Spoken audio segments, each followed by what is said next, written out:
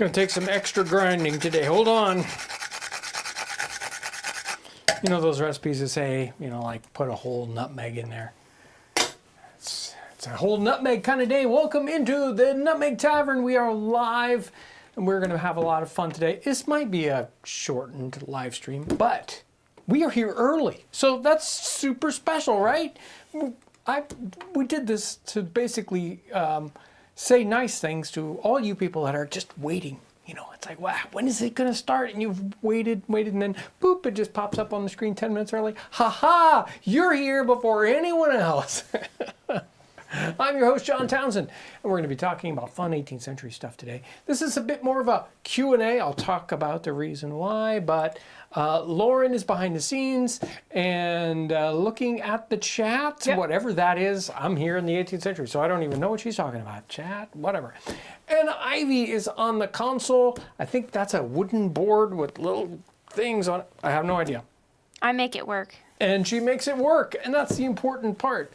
If you gotta attack well, let me tell you, the whole reason why today is a Q&A and not what it was supposed to be, a lengthy and wonderful documentary on leather in the 18th century, is because storms blew through here and knocked our time vortex on its side. And we are running on impulse power. So that's what I got. If everything breaks, it's not my fault.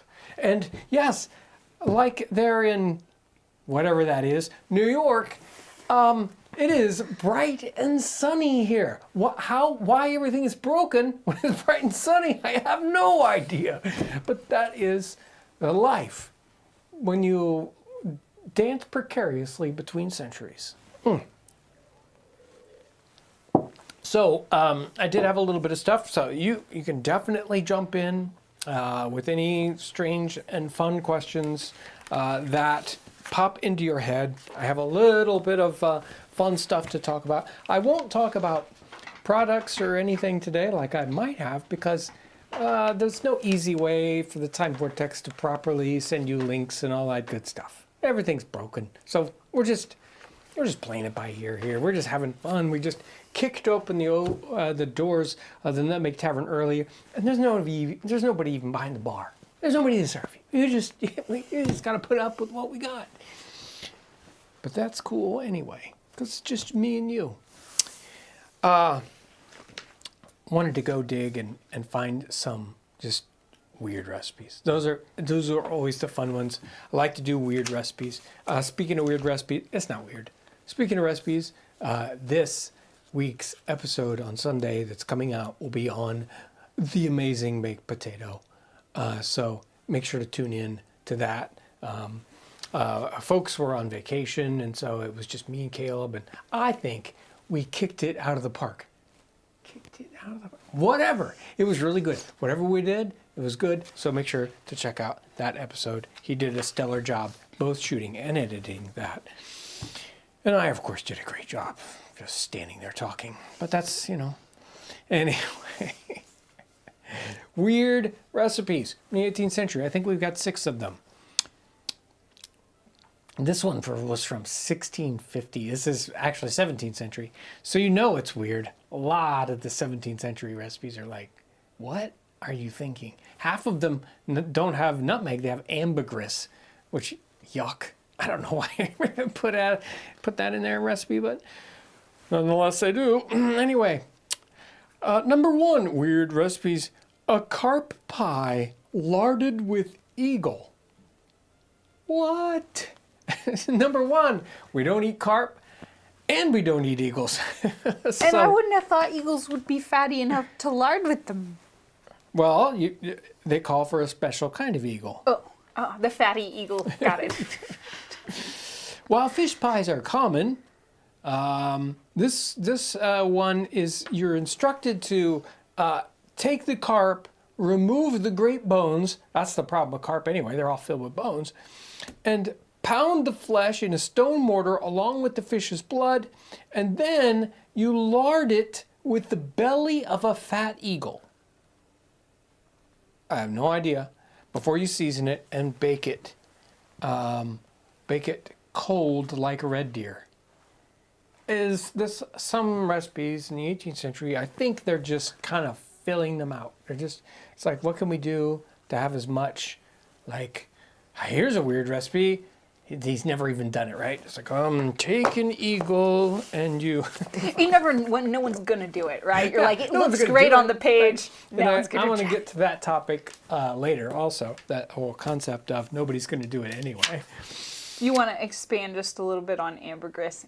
Ambergris, the stuff from inside of whales. Right, they vomit it up. You find it on the shore. Vomit up ambergris. And then you take it and use it in recipes. Oh, as you do. I think used it in perfumes and other things too. I don't know what it is. I don't know why. Like, we've never tried it, so I do not know what the taste is like. Right. And, they would do eggs and ambergris. Oh, just what I always wanted. Whale vomit along with my eggs. How about a jelly for consumption? You boil hartshorn shavings and aringo root and isinglass, another one of those weird things you get from inside of fish or something like that. A quart of bruised snails. 2 vipers or 4 ounces of viper powder. If you're out of vipers, go to the grocery store, get viper powder instead. And then you have this broth, and you serve it cold as a stiff jelly in case you have consumption, which I think I have a consumption, but I'm not going to try this recipe. Mutton stewed on the backs of 2 chairs. I don't know. I mean, sometimes you see recipes kind of like this done with fish. Mutton? Huh? Okay, so we have mutton, alternating layers of mutton and rolls and turnips and onions filled with boiling water. Again, this is like, let's come up with crazy ways to cook stuff.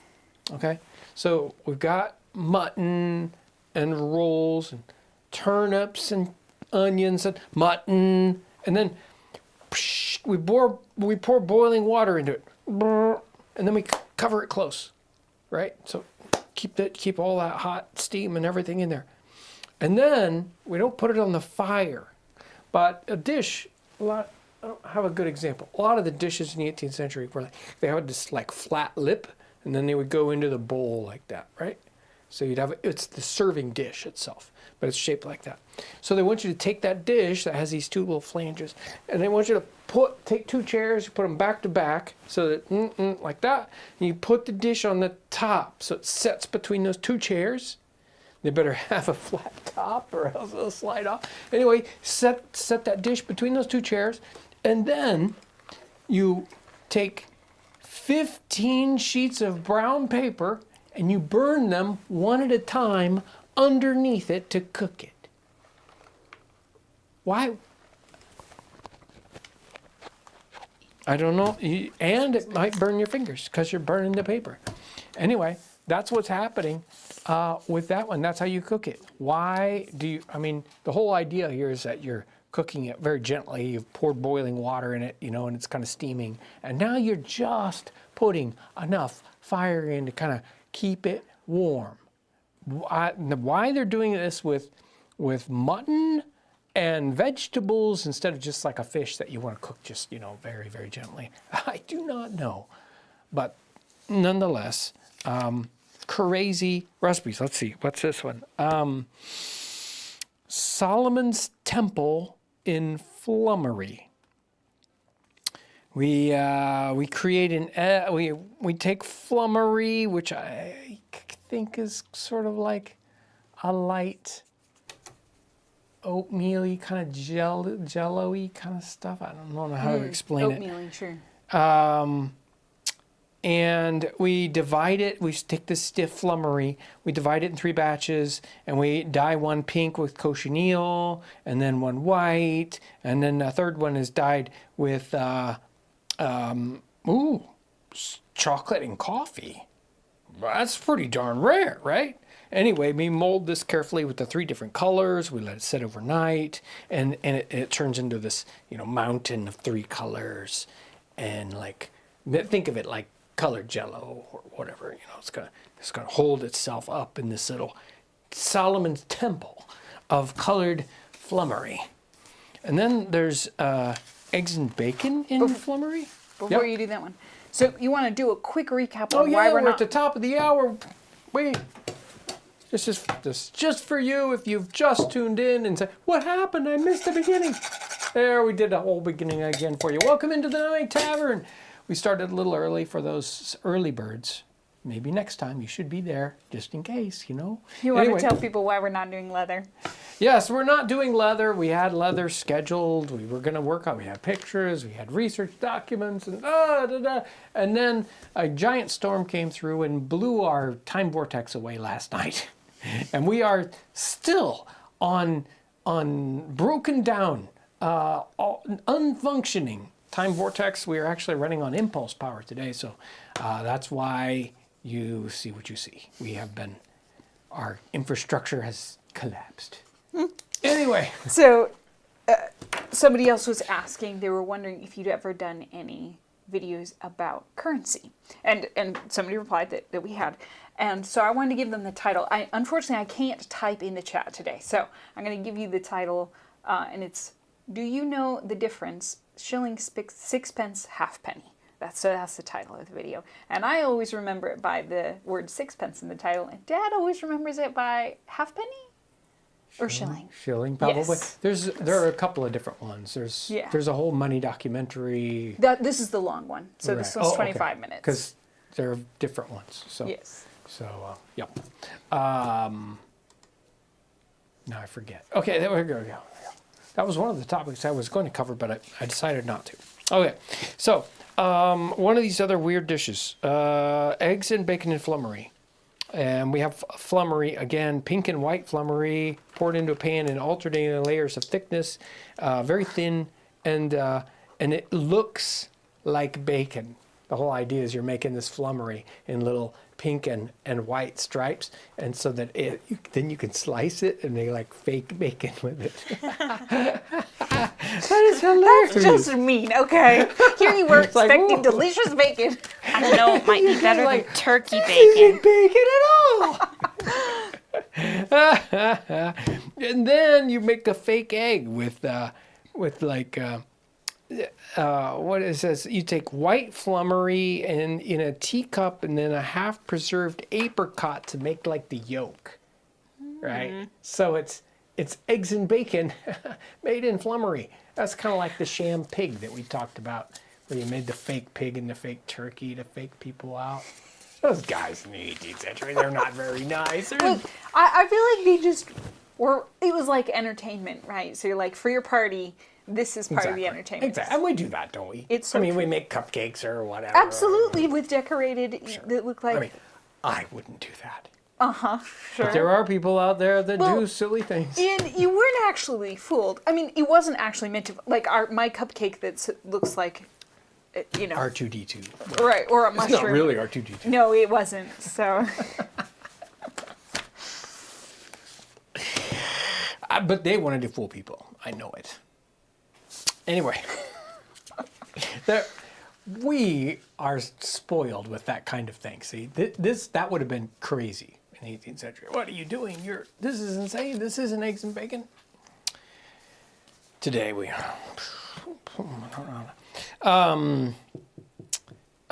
pudding of several colors. So similar dish where we're doing puddings. We have red, cochineal green with spinach juice, blue with violets, boiling it, turning it out onto a plate, and being careful. So, they like doing fun stuff like that. So those are the fun, weird recipes. So do we have any fun things we need to talk about? I do have a question for you. Excellent. So this is somebody wondering, they're like, what was the influence of tobacco in the time period? So what did the tobacco trade look like, and how did it influence society? Tobacco, we have, I can't remember what, I saw the figure just a day or two ago, that the number of smokers now is like down to 7% or something. Like I in the United wouldn't have States. expected It's just it to be tiny. so low. It's just tiny compared to what it was. You know, watching entertainment from any time between, you know, any time before like the 1980s, everybody's smoking, you know, cigarettes, and cigarettes are very like World War I and later than that. But pipe smoking, snuff, and chewing tobacco, and maybe not quite as much, but all so massively popular and pervasive within, you know, European American cultures, all that in the 18th century. A massively important cash crop, especially for colonial America. So, you know, Maryland and Virginia, they are tobacco states. That is what everybody did. Why do anything else? You know, if you're in that area, if you're not doing tobacco, you're not making any money. And so it is a major cash crop. It is a major part of all the economics that go on in North America.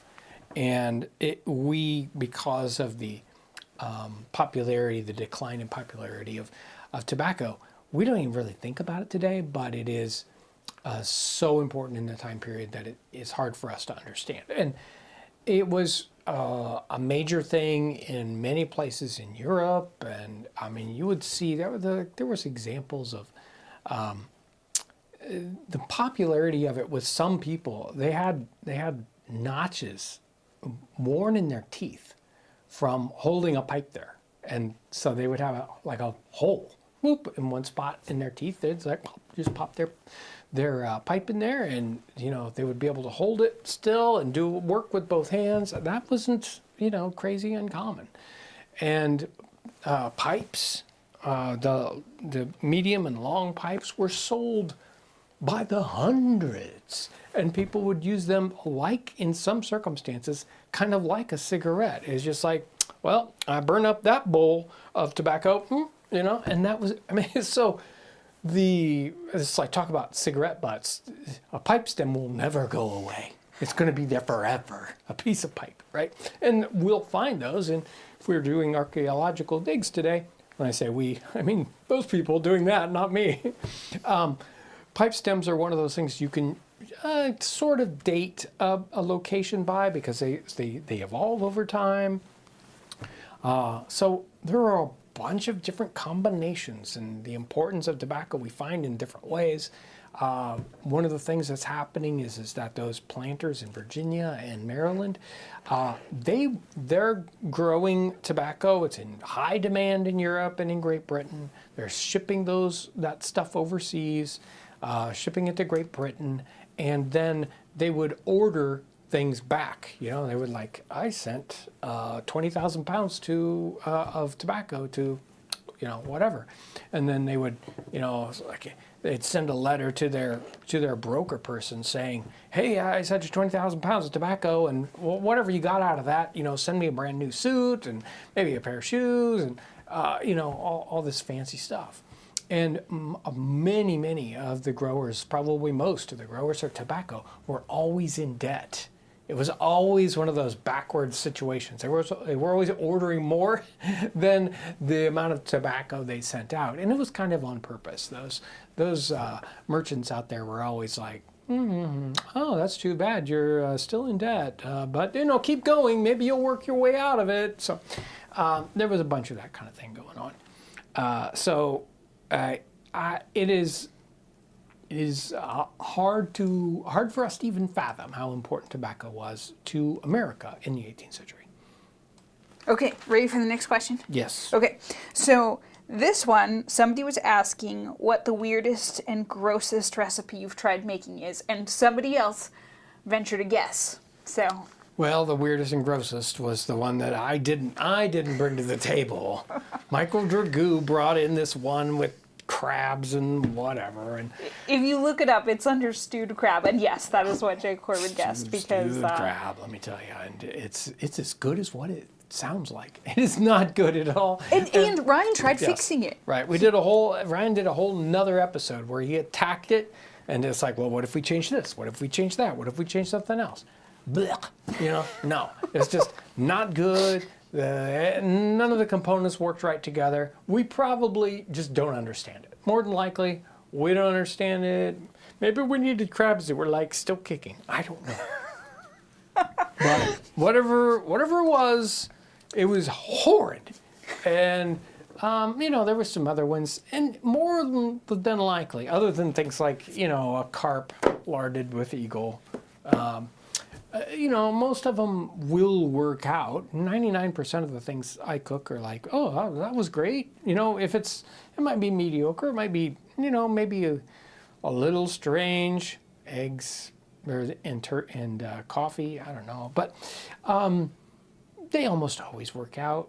They weren't that dumb. Now maybe they were that classic thing that you might throw into a cookbook to kind of fool everybody that's stealing your other recipes. It's like, well, I'm going to throw this one in that doesn't work, and then I'll know they stole my recipe because they certainly didn't make it. Nobody does. It's terrible. Maybe that's what stewed crab was. It's a lure, a trap. Okay, so this is a super chat from Robert Cole, and he is sending the definition from Samuel Johnson's dictionary for flummery. So the definition is a kind of food made by coagulation of wheat flour and oatmeal, i.e. milk and flummery. Right, so... Pretty good. Yeah, I think a lot of the recipes, they're like either or. They might not be an and there. I think you can do kind of wheat. But the whole idea is it kind of makes a gel. Because if you'd ever make... undoubtedly you've made like thick oatmeal, you leave it like a couple hours, it cools and just boom, it's like, wow, I'll need a steak knife to cut it, right? So you can specifically try to get to that consistency by making the oatmeal and then taking all the hard bits out, and then you just kind of make a congealed goop, and you can do the same thing with wheat. So makes perfect sense. Okay, so next question. This is a super chat from Speed and Style Tony.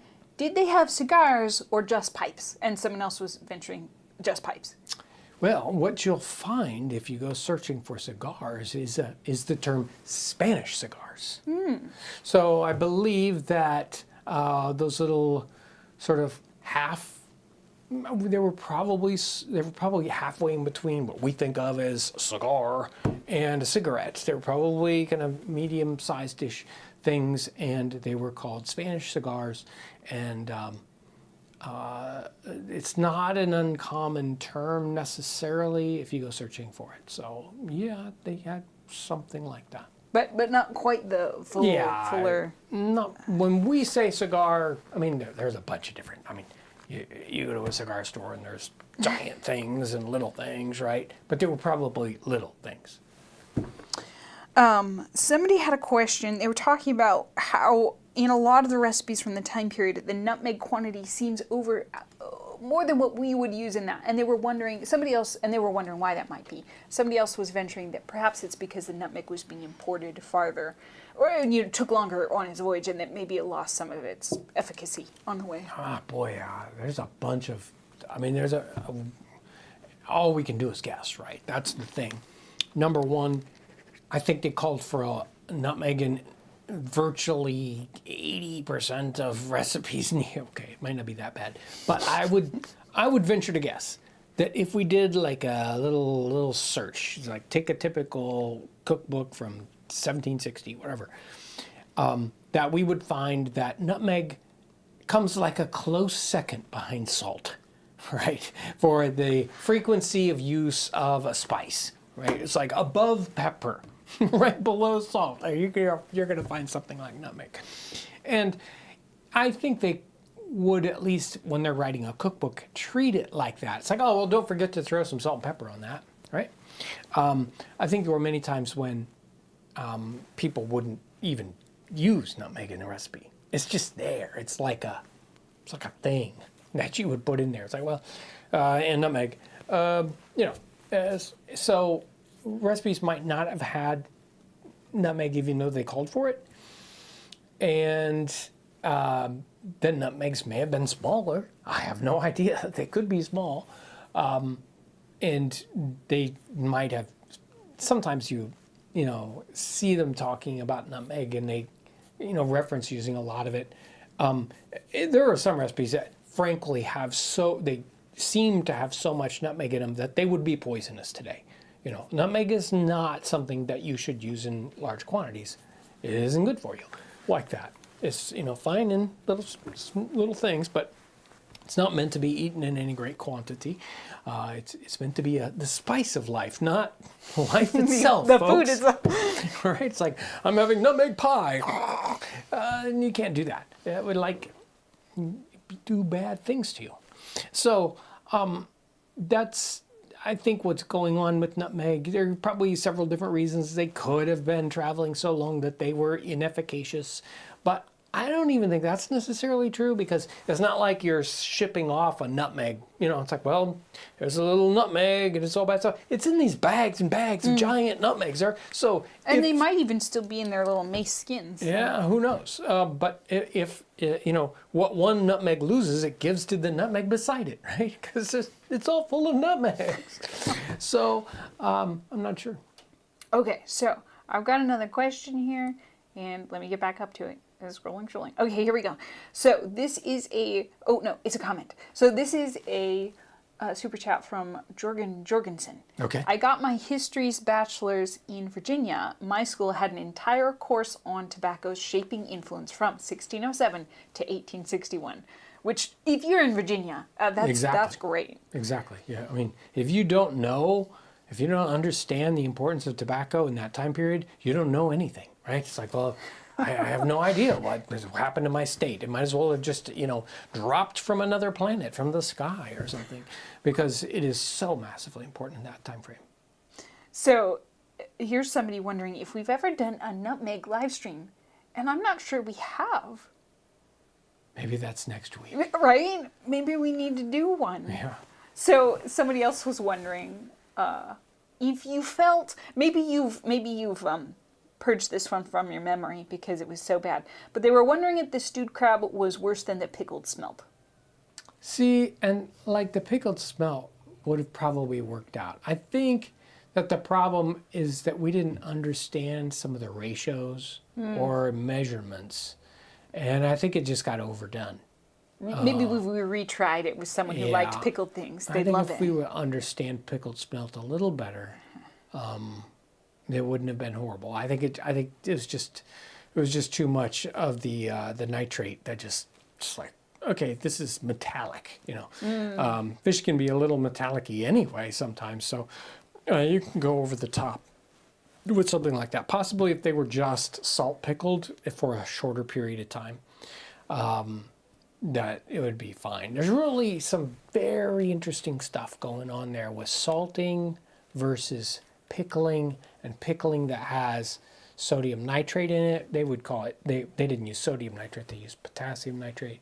Or they would say saltpeter or peter salt, which is actually just potassium nitrate that isn't refined as much. So it's got a lot more just impurities to it, right? And if you knew where it came from, you would never eat it.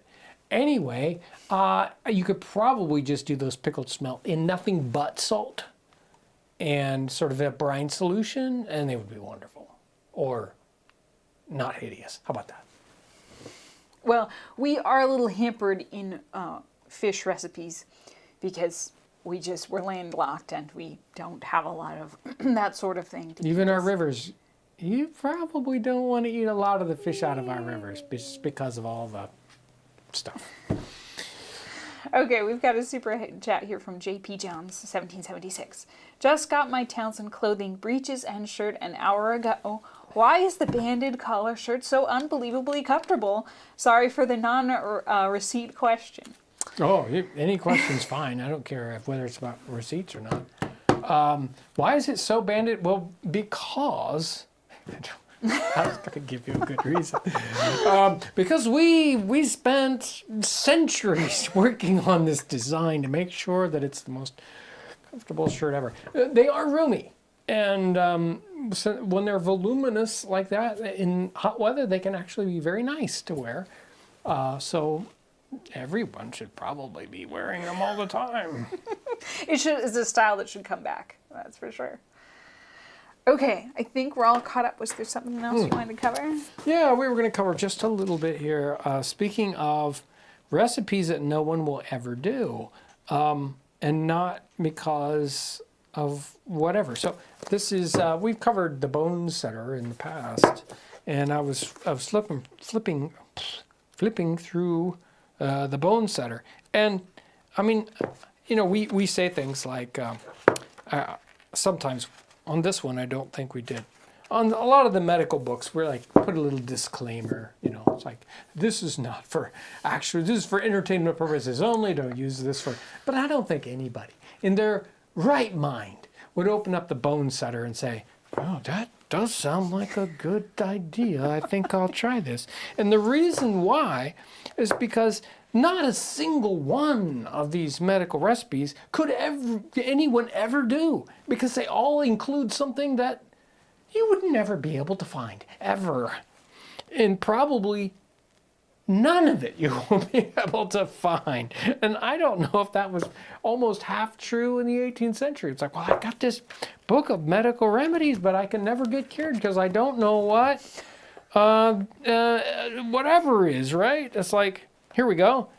A confection to cause sweat when one is infected with the plague, which is bad. I'll just tell you straight up.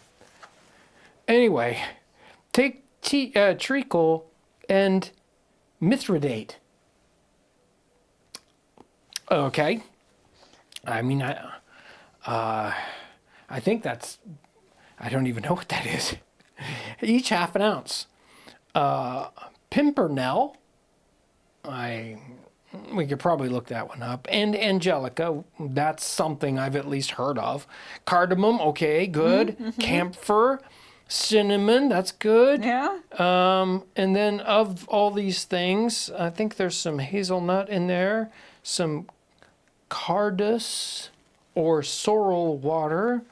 Anyway, make a confection of these, some of them mythological ingredients, and you'll be cured of the plague. Simple as that. Works every time. Here's a drink for the plague. I am not sure why so many people had the plague in this time period. Apparently, just about everybody suffered from the plague. A drink for the plague. Give the party, finding himself sick, duh, who else are you going to give it to? Before he sleeps, 6 spoonfuls of aquavitae, that's alcohol.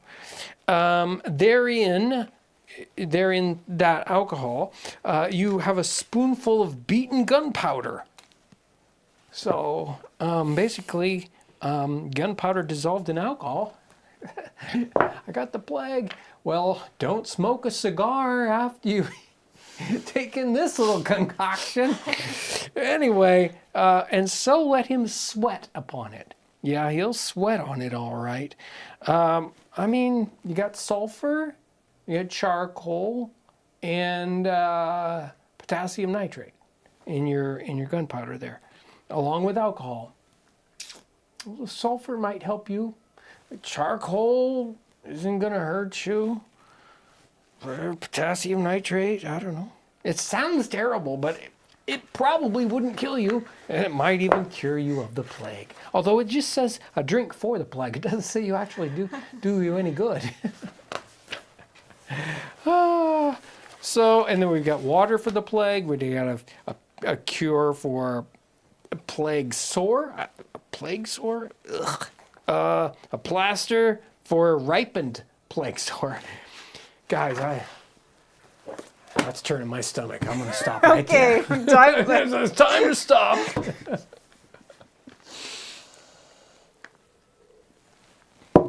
Well, is there any other fun news that we've got too? Somebody was wondering if they planted daffodils in the 18th century. And I've been wonder, like I've been trying to think of an instance. Like certainly on the big estates, they would plant outdoor. Yeah. You know, they do outdoor plantings. But I don't know about daffodils. Well, connect it with a couple of different things, like the tulip thing. Right? Yes, the great tulip craze. Right, that the Dutch great tulip craze. They just went completely nuts over, and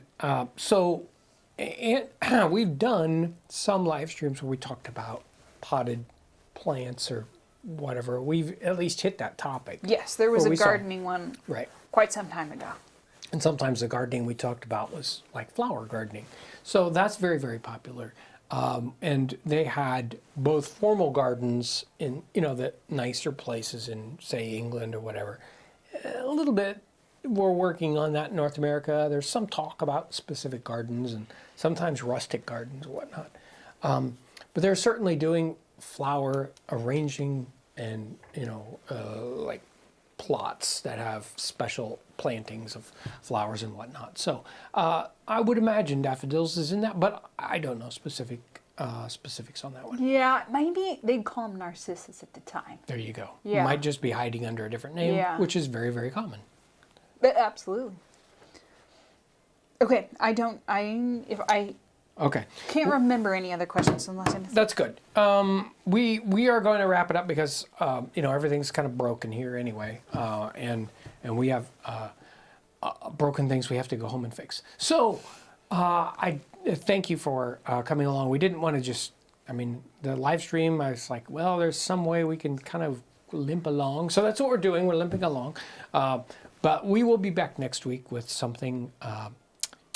Let's see, more filling than this little taste of a live stream. But it's always fun to get in and have a chat, talk about particular little things happening in the 18th century, why it's so different than how we live today, and how it's just even kind of hard for us to wrap our heads around it. So I always like trying to wrap my head around the 18th century. It's not very easy to do. And I want to thank you for being interested in what I'm interested in. So thank you so much, and all your amazing care and support for what we do here on the channel. So don't forget to check in on Sunday for Sunday's episode, because it was a lot of fun. So we had fun doing it, and I hope you will too, watching it. I hope you have a tremendous weekend. Stay away from those storms and everything. And thanks for watching.